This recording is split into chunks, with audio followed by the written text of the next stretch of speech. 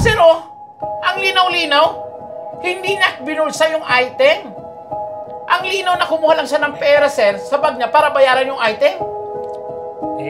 Sorry sir. Nung nakita ko kasi siya, akala ko, nilagay niya sa bag yung item. Akala?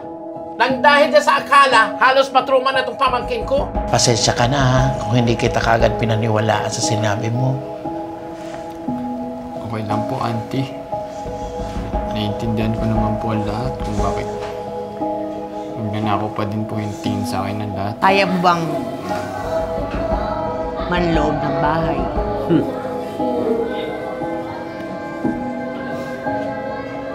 Yan lang ba? Ako po. May level up ka na, Becca, ha? Kung yung mga ganong klaseng bagay lang, napakadali lang nun. Kayang-kaya ko yan. Easy peasy. Kapatid! Ate, Kapatid! ano to? Kikilos ng masama. Babawi lang naman ako at kukurot ng konti. Kaya man na. Ate, umabot na talaga sa ganitong klaseng kasamaan mo? Ayaw kasing gawin ng anak ko. Naintindihan mo? Kaya, ako na lang ang gagawa.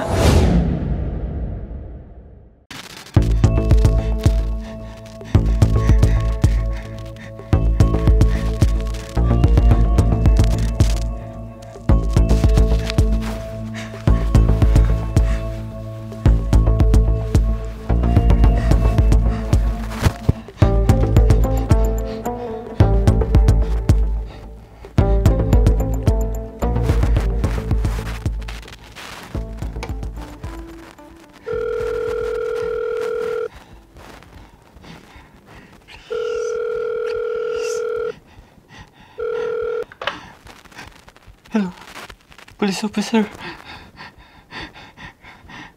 Kailangan ko po ng tulong.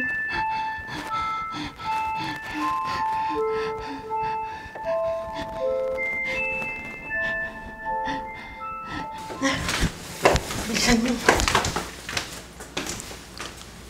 Ano na? Sige na, bro. Hintayin mo ako dun sa may pinto. Tatabahuhin ko lang tong kumag na to. Bilisan mo, ha?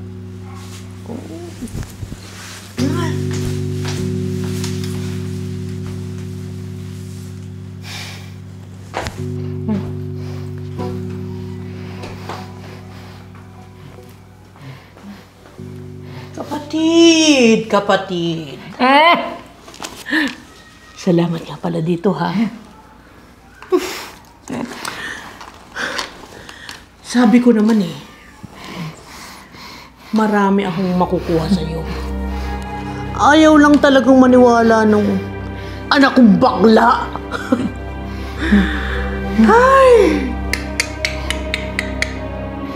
Pero, alam mo, dahil ayaw niyang maniwala, umabot pa tayo sa ganitong sitwasyon.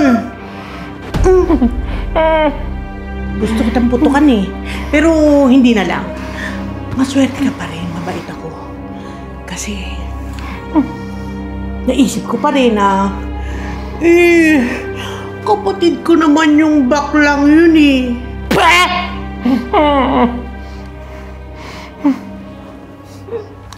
Maswerte ka pa rin. Kasi hindi kita sasaktan. Nanakawan na lang kita, okay? Oy, paano?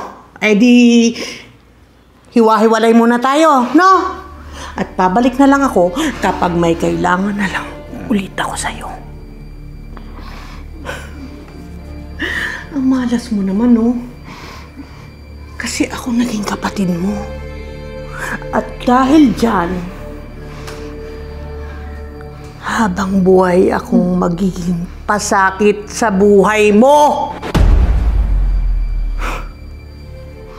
At hanggat buhay ako,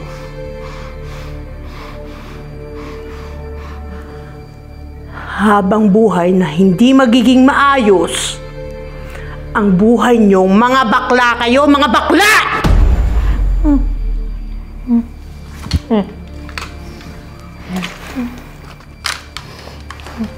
Alis dyan, ha?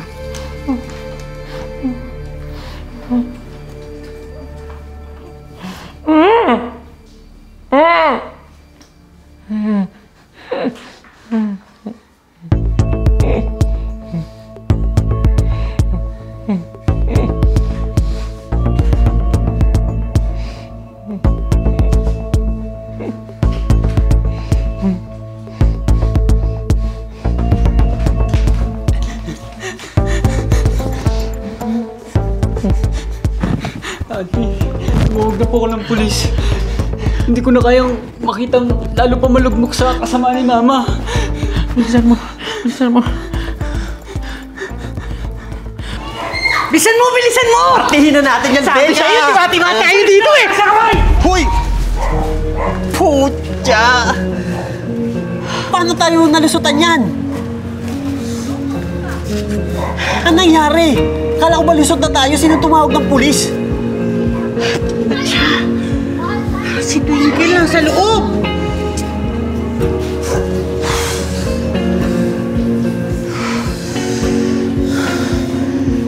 Bilisan mo.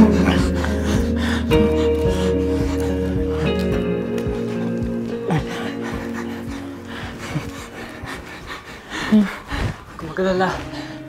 Auntie, padating niyo yung mga pulis.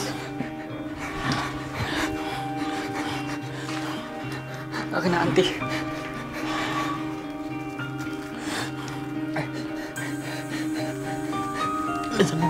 Bilisan mo.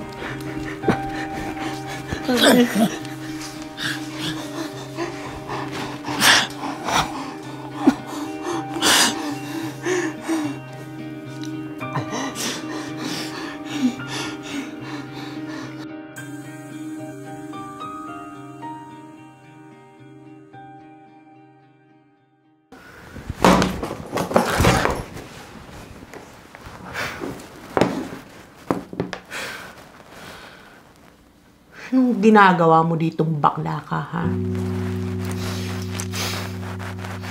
O ano? Masaya ka na ba? Na naipakulong mo ako, ha?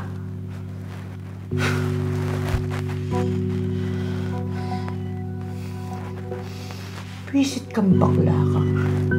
Ikaw pa mismo nagsuplong sa akin dito.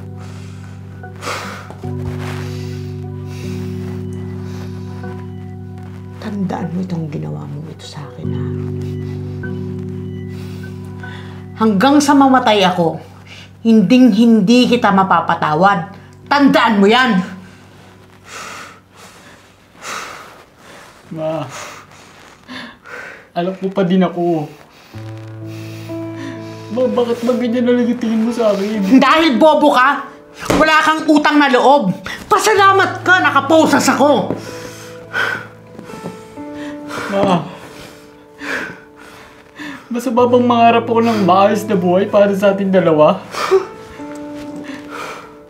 Ba, hindi lang naman yung sarili ko yung iniisip ko eh. Ma, iniisip kita at ang ginabukasan mo. Kaya akong ginagawa lahat ng tuma. Ma, hindi ka man nagpakaina para sa akin pero gusto ko pa ding gampanan yung pagiging anak ko sa'yo. Ma, kasi nga mahal kita eh. Kaya ako ginagawa lahat ng to. Pero makonserado pa rin yung pag-iisip mo eh. Wala na akong magagawa dyan. Ma, sorry. Ma, sorry kung para sa'yo eh. Isang kamalian ako. Ma, sorry.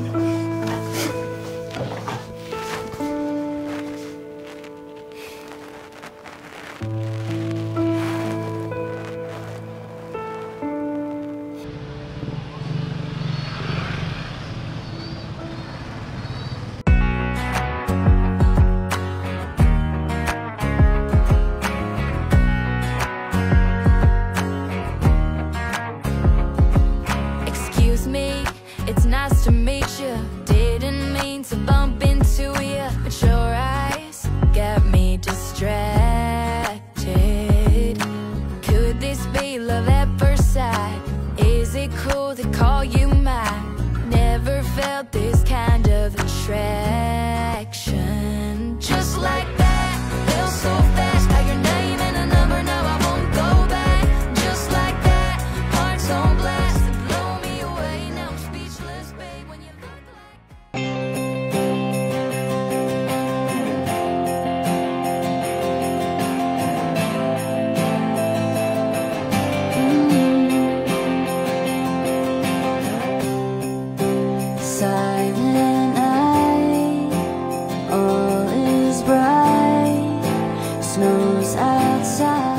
Oh, auntie. Salamat. Maraming salamat at binigyan mo ako ng maayos na buhay. Salamatan mo sa sarili mo dahil mas pinili mo ang maging maayos na buhay. At simula pa lang yan, Twinkle. Simula pa lang yan ang buhay na tatahakin mo. Yung buhay na maginhawa at maayos. Kaya, trabahuin mo pa. Thank you, auntie.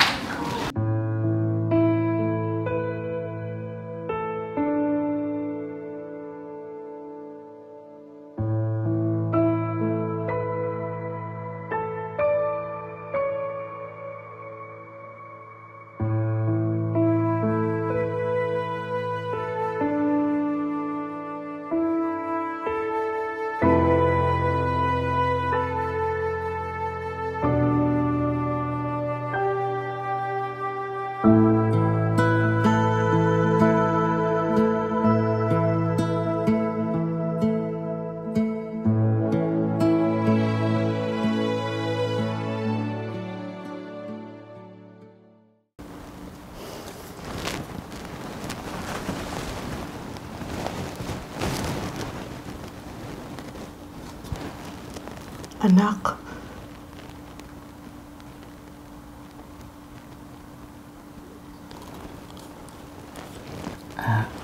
Ma, kamusta ka? anak. Malinaw na ang isip ko. Anak, sorry. Sorry sa mga nagawa ko sa'yo. Alam mo, nakatulong na nakulong ako dito. Nakapag-isip ako at nakapagnilang-nilay. Anak, sana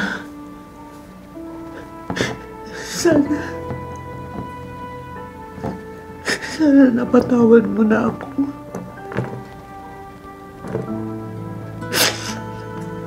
Ma, noon pa man, napatawad na kita. Ma, hindi ako kailanman nagtanim na kung anong galit sa'yo. Kasi nga, Ma, mahal kita eh. Alam mo, anak, iba ka talaga eh.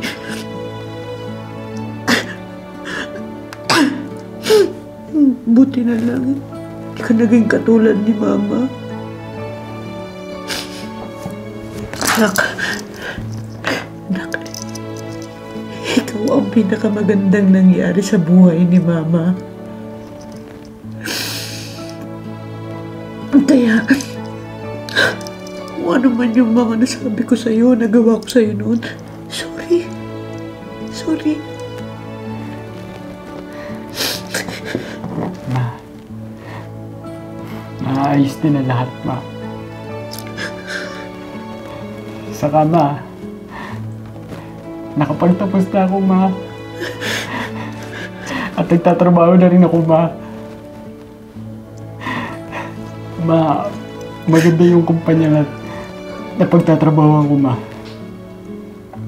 At dahil lahat ng yun, kay Auntie Dindo. Anak, sobrang saya ko para sa'yo. Proud na proud sa'yo si Mama. Ang galing mo, anak.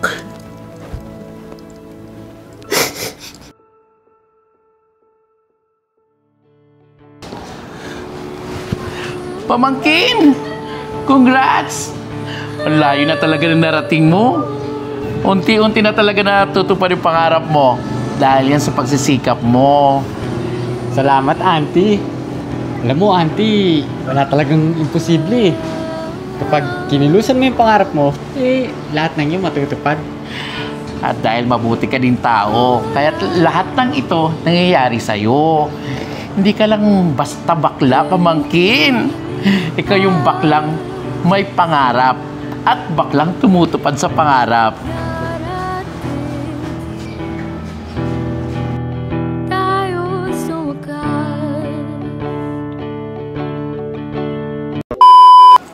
Para ka palang ako eh. Ho! Ooh! Kaya gusto kita eh. No, tagay. Para sa tagumpay.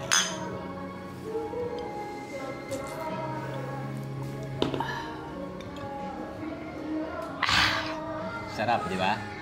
Kaya, dali-dalian na natin yung racket natin para madagdagan na to. Okay? Ay! Nakuha ba yung kiss? Gusto ko yun. Ano ba yan? Tunggan? Kinat agad. Ba't kanya naman to mga... Re, pa-preview nga, Re. Ano yun eh? Cute na eh. Kasama sa ano. Review ka sa lang. Tara na, Twinkle!